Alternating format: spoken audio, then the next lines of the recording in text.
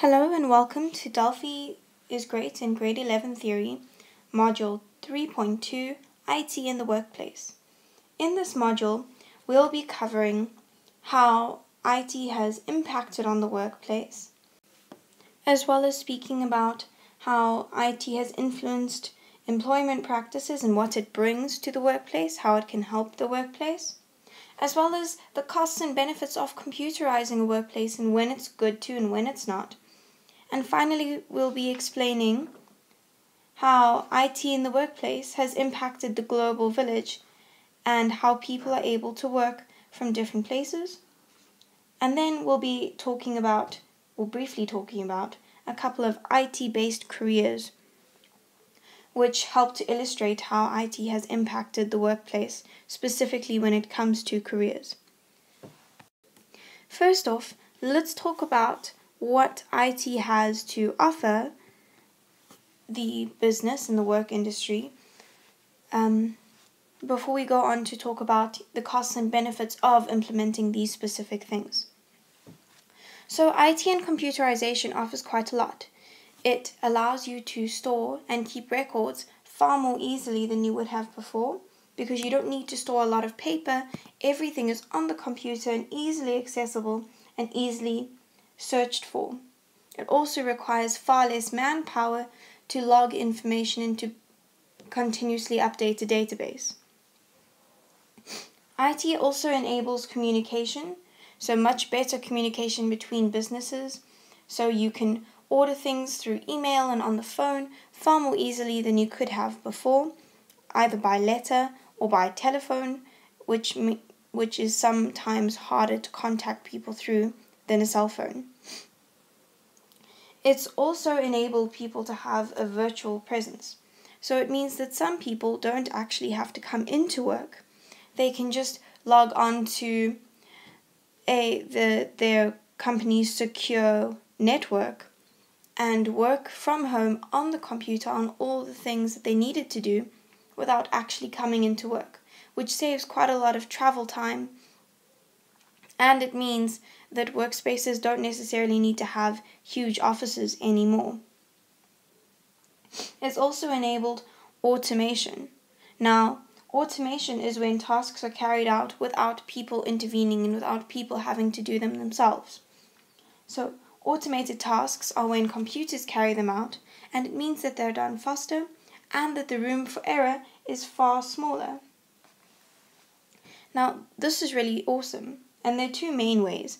First is digital process management, and there's also robotics. Now, in terms of digital process management is where digital data is automatically gathered by a computer. It's stored and it's processed following a schedule that a programmer has set in the computer, and that follows specific rules and requirements for how that data is to be processed. An example of this would be when faxes are automatically converted to email and sent on to certain people who need to receive them who aren't in the office. Now, robotics is when machines perform physical tasks. So they are run by a computer which uses software to control how they work, but robots or machines actually perform the tasks on the manual labor that many people would have had to perform previously. So they're used to automate really repetitive tasks or pretty dangerous tasks. So, for example, you can automate mines so that people no longer have to go into the mines and their lives are no longer at risk. Similarly, if you are in a car factory, you can use robots to do very repetitive tasks like screw specific bolts on, and it means that because they're run by computers and by software, they won't make the same mistakes that people did or that people might as they go through the repetitive tasks. IT has also enabled us to use artificial intelligence and sensor-driven computing. Now that's really brilliant because it's when IT is able to make decisions, limited decisions, but still decisions, about how to deal with situations and that's based on the software and the rules that the programmer has put into the computer. Now that means that it costs far less than having an actual person do it, and this system is able to gather increased input data, which increases the effectivity and the accuracy of the decisions that it makes. So IT can really improve and offer a lot to the workplace. However, it is important to remember that IT isn't always the best solution to a problem, and that computerizing businesses can sometimes go wrong, and it needs to be done very carefully with a good understanding of how you want the computerization to work and how it's going to improve your business. Or else you're going to end up with a computerized system that is useless and people are still going to have to do the work anyway. So, on to the costs and benefits of computerization. So, when it comes to specification and development, right, you've got quite a huge advantage in that you can design a very customized solution to any problem and the computer can carry that out. However, first, computers cost money, and secondly, the actual designing of the solution for the problem can cost quite a lot of time and money, and if it doesn't work properly, or if it's not done properly, the solution that comes out will not solve the problem, and it will have to be redone. What's advantageous about having IT and computerizing your business is that it means you can hire less staff, so you can save costs while reducing human error. However, you have to employ skilled people to computerize your business, one, and to secondly, maintain the computers in your business. And that can cost you more because higher skilled levels require higher salaries.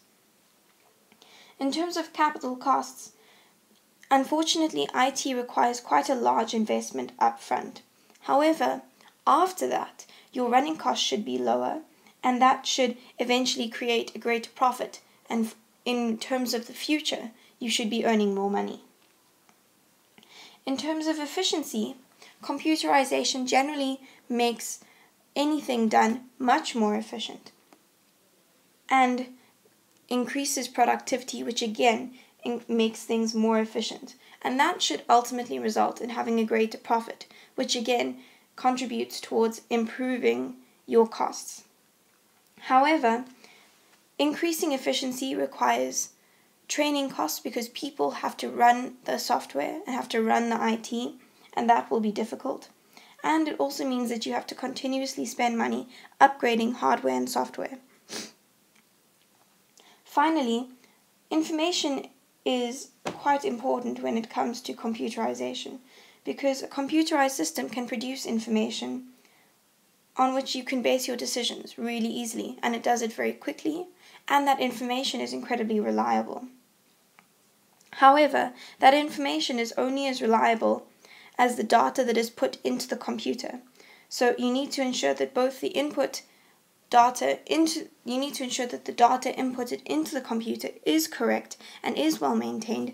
Otherwise, following the GIGO principle, you're not going to get usable information. Always remember that it's best to computerize when the task is either high precision or mathematical, or it requires lots of repetition or works with lots of data.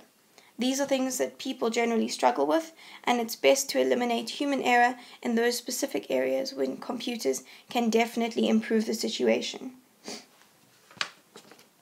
Now, let's chat a little bit about the global village and how IT has improved or made the world a little bit smaller. So previously, people had to only hire people who lived in their area or were willing to move to where they work or to their business so that they can work there. Now, the improved communication made possible by IT has meant that you don't necessarily need to be at work to be working. So nowadays, people look for employees all around the world and employ them either part-time or full-time. IT has enabled things like telecommuting.